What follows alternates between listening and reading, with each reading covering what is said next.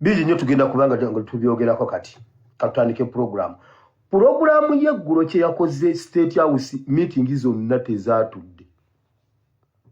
Meeting zonna zabadde zirina okubeerayo we zaakomye. Wabula waliwo ebadde irina okubeerawo leero ku ssaawa 5-6. Naye mbadde nagitegedde ku makya nga bagi postpone nga bakyadde ssaawa 6. Naye ntuuse kujja nga sinagifuna ku Mpoma satellite.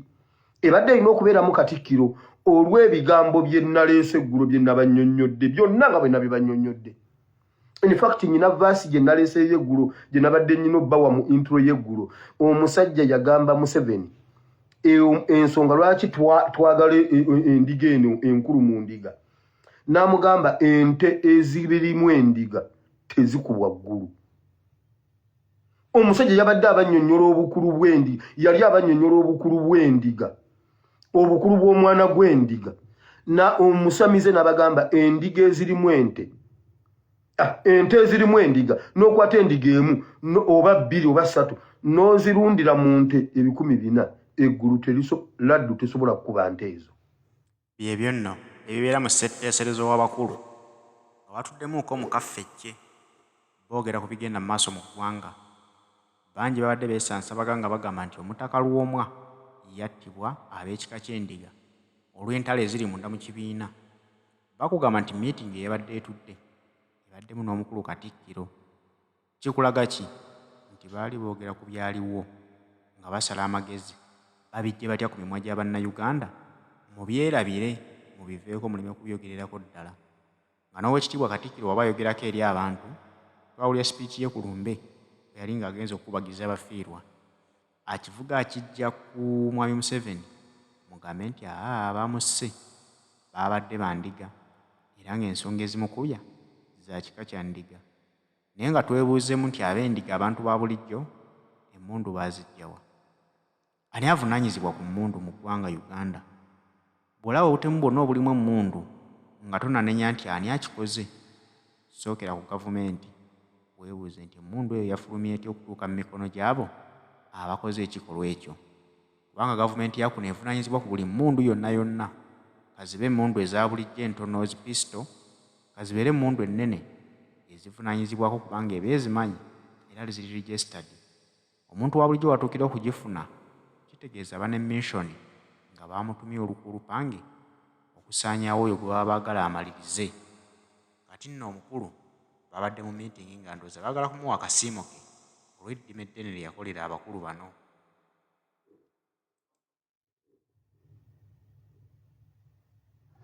Anula talina data. Admin oyo muwe data. Gamba admin akuwe data. Nkuwadde data. Admin akuwe data wama. Gamba admin akuwe data. Mweti mu comment section ani. Admin mumumanyi gamba admin akuwe data mugambe. Pastor ngambi mpa data. Wulira. Omusajja yali abasomesa omwana gw'endiga nga asaba Lwomwa n'ababuulira amakulu g'omwana gw'endiga. Kati nno wulira. Kyaleetedde okujjawo meeting zonna olwa message y'eggulo.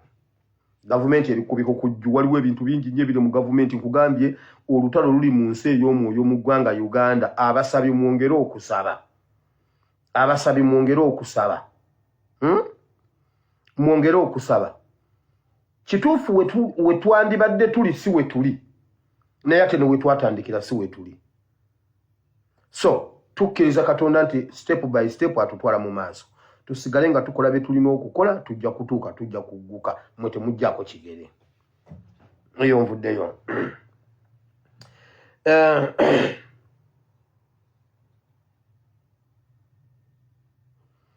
Tetwagala kuddamu kumisinga chance yonna. Tumisinze opportunities nyingi kye bayita missed opportunities. Mukujjako gavumenti ne mukwenunula ne mu birala. Kati buli mukisa gwonna gwe tufuna tugupushinge tugukozese. Kubanga obusobozi buli munda muffe ekyo Mukama yakitusomesa juzi. Obusobozi abuteeka muffe mu mitima gyaffe. So tumisinze opportunities nyingi naye twagala okozesa opportunities zonna ezisigaddeyo nga tuzikozesa 100%. abantu abo ba security guard aba babeera n'ebimundu ebyo bisasi kimu kye basooka okusomesa ku kisasi kimu olina okuba ng'olina target. Bw'oba olina AK47 ne bw'oba toba na target nnungi kuba ebeeramu amasasi 30. Ate oyinza okuba ng'olina rawundi zinga 6 ng'osobola okukyusa n'okyusa n'eno n'okyusa oyina magazini zo 4. Kati gwe n'oba tolina target sawa yina osobola ogifuna. Naye bw'oba olina ssasi limu olina okuba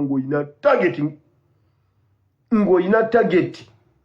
So tuteekwa okubeera ne target bulungi, emikisa gye tusigaza gyonna tugibale bulungi tugiguse nga tewali kye tumiisinze. So njagala mweyongere okweteekerateekera okukulisa His Excellency olugendo lw'okulwanirira eddembe ly'obuntu. Abala bonna nga bamutemeddeko ettaka tusobola okukikola mu busobozi bwaffe, tusobola okukikola. Olugendo lw'okulwanirira eddembe ly'obuntu likyaliyo, akyalulina, akyatambula, byawangudde abiwangudde, ebiriyo biri, naye tuteekwa okukikola naffe tumuddizeewo, tumulage nga bw'atubeereddewo naffe tusobola okumubeererawo, tetumiisinga chance yonna. Ebisigadde tujja kwongera okubibabuulira. Waliwo bingi nnyo, waliwo assignments, waliwo ebintu bingi nnyo nga bwe nabagamba. Tugenda kuba flyers mu buli lulimi nga ziva mu kitundu ekyo, tezitambula nnyo. Ez'Olugisu zikubibwa mu Mbaale ne zitambula mu Mbaale, ez'Olunyankole neraawo, ez'Olukiga bwe tutyo. Tukyali mu structures ezo, strategy ezo zikyagenda mu maaso, tujja babuulira message etambule border to border. Twagala structures zonna n'ebirala. Ebimu bijja kubeera ku scene, ebirala bijja kubeera underground. Eyo nvuddeyo.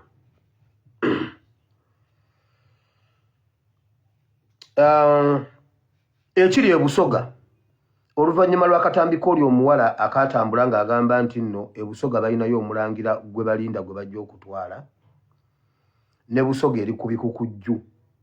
Era yesterday ekiro baddusizaayo Mama Bitumbugulu, muka Museveni Janet yadduseyo nga waliyo olutalo olw'amaanyi n'agenda okutebenkeza embeera. Twabibagamba nga muwakana, babituttemu Janet Mbuna agenda abatabaganye. Kyabazinga olubuto mukazi wo lwalina, anti twabikubulya mu mirembe n'ogaana. Omukazi gw'olina ayinamu olubuto lwa muhoozi, lubuto lwa Munyarwanda. Ekyo nja kukyogera, Mukama abadde mwesigwa ku saidi yange. Nkiddamu n'Omunyarwanda yakyogedde. E Busoga waliyo omulangira wa Busoga ali London mu United Kingdom. Oyo wamwe mujja kumufumba katogo mu mulyenga ensujju, mujja mulya ku bijanjalo ng'ensujju. E Busoga tetumumanyi, ffe Abasoga tetumumanyi.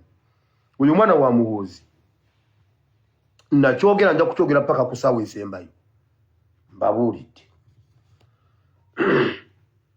Nyina amawulire gendabyeko, nyina ebintu byendaba ebitambula, simanyi oba bituufu. Abantu beekagadi nnoonyezaako abantu bange abeekagadi bonna nga tebalina data, nga sibalabako, oba n'amasannyalaze nga ne bakubira direct nga tebaliiko. Ndabyeko nti baamenye ennyumba ya chairman, baakubye ebintu by'ennyumba yonna ne bagiyiwa eya chairman eyatomedde omuntu.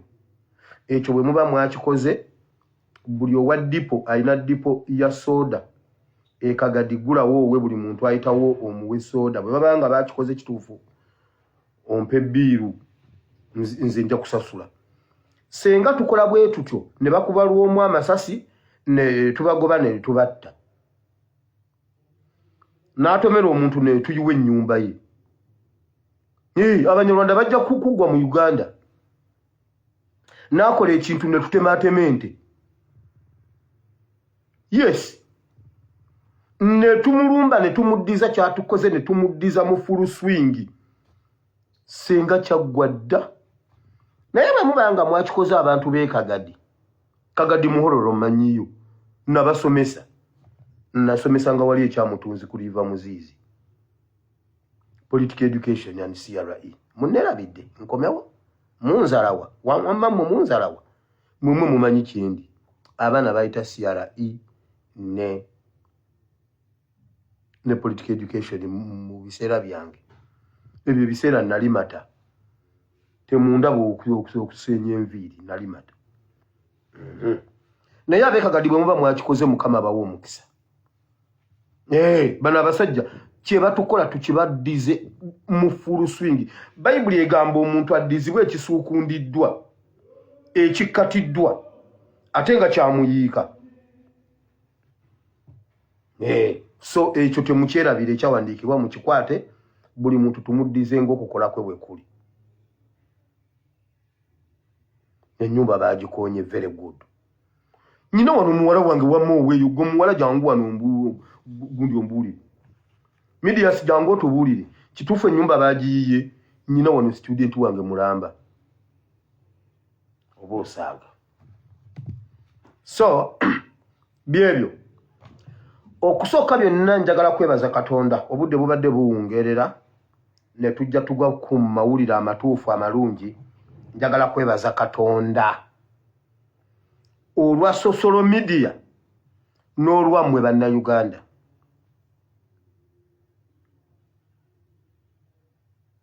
Mwebale nnyo mwebalire ddala.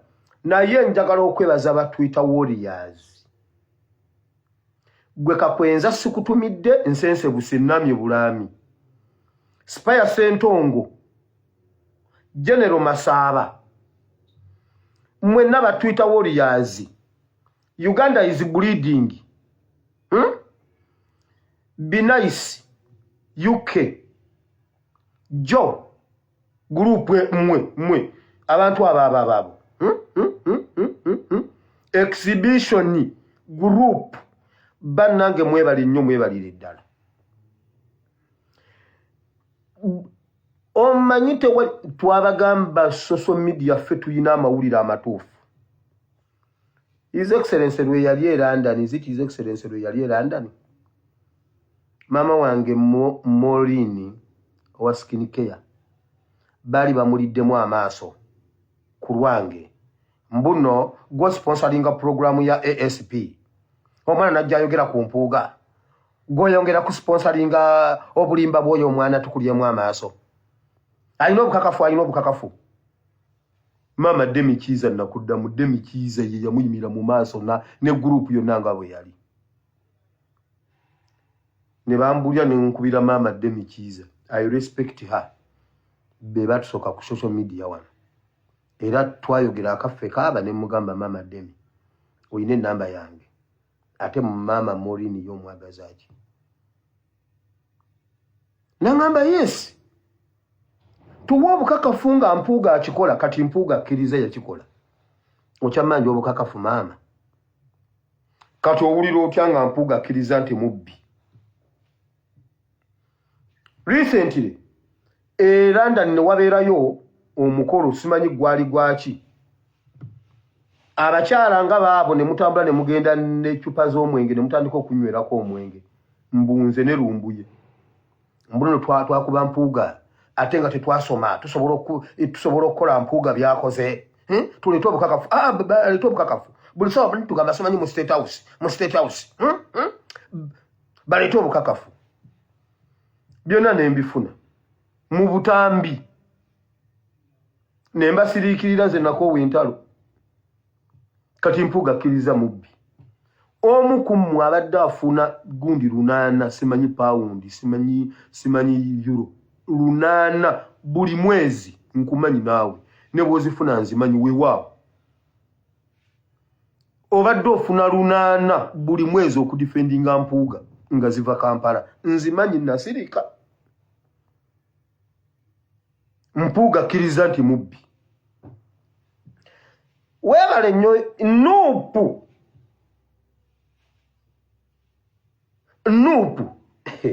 Nuupu nyinza obbawo ekintu essaawa zino. His Excellency Kyagulanyi weebale okutuleeta ku ttebo y'eggwanga. Weebale musajja gw'okutuggulira oluggi. His Excellency webale okutugulira oluggi n'otuleeta ku lujjuliro lwe gye baali batusudde baali batujje nga batusudde nga batugobye nga tetusemberana mu lujja nga batutadde eri nga bo bali ku dining naye nga ne mu lujja tetuyimirirawo nga ne we basuula amagumba embwa zaabwe ze zibeerawo era nga ffe bannayuganda tetubeerawo kyetegeeza nga gye batemera temmere eggwanga gye babiteeseza tetumanyi nayo ne bwe biyiika tetumanya nti waliwo ne byabayise mu myaganya gy'engalo ne biyiika. His Excellency musajja gw'oli musajja nnyo naye oba wavaawa. Waliwo ebiseera bwenna wagirira ennyo emipiira ebiseera bya Cristiano Ronaldo, Wayne Rooney, Babatovu ebiseera ebyo. Nali nanyikira nnyo mu mipiira ne ngamba olumu nagamba mamebe nyo nti ne bamala bansabayo ekintu kimu ne bangamba nsabe ekintu kimu kye njagala olunaku lumu nkisiibemu enkyanfe nga mpulira nga njagala nga nsaba kutulako ne Wayne Rooney, Cristiano Ronaldo, Ferguson ne ono gonya bali bamuyitangano Tevez ani guno gusajja guno gwali Argentina guno gwali mu mani gwakolanga gonya gwe gwani ogwo gusajja ngwerabidde nga njagala ntuleko nabo ku table ndieko nabo enkya ne bwenfa nga mpuli nze gulu nga mbeera ndi maze naye olwaleero Katonda n'amala ngamba nti nkuweeyo ekintu kimu kyokka mugamba nkomezaawo Ssentamu ne Nalunkuuma balaba omwana waabwe. Ekyo kati kyekindi ku bwongo nambuuza Katonda nembeera mu kirooto nga bwe yajja Bayibuli egamba nti Sulemaani yali mu kirooto nga yeebase Tevez wamayoyo anti mbyerabidde emyaka mingi. Bayibuli egamba nti Sulemaani yali yeebase mu kirooto Katonda najja nga yali ng'aloota bye yayogera byennyini bye yabeera ku makya mu kirooto. Kati Katonda n'amala ajja n'ambuuza nti ssebo mutabani wa Katongole siina nsonga ya Katongole naye gye njogerako kuba Katongole yagenda mu nnyanja n'aviira yawo yagenda n'alwana Yesu mwogerako n'aŋŋamba nti wire mwana wange yenze Katonda w'eggulu kiki mugamba sooka oleete Sserungu sooka oleete maama Nalunkuuma n'omugenzi George William balabe kye baatukolera nabo babeereko nakyo bakiwulire.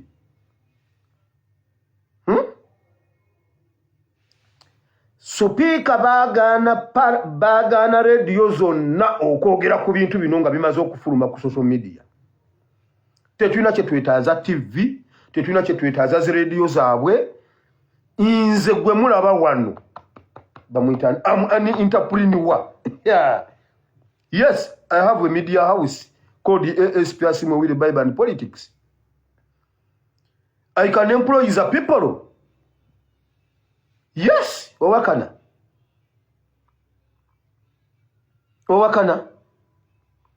Tetulina kye tubeetaaza. Ekyo kye tulina ekitono bwe tukifuula tusobola okukijjamu ekinene. Mpuuga akkiriza nti nno mubbi. Kati nze mbuuza.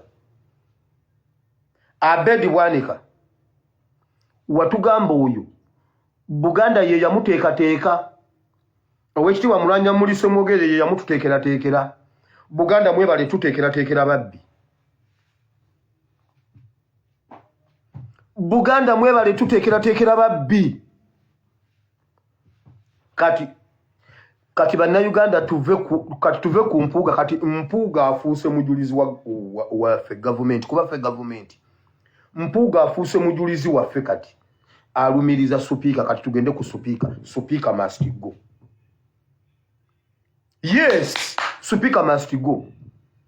Buli mubaka yenna yakwata ku 10.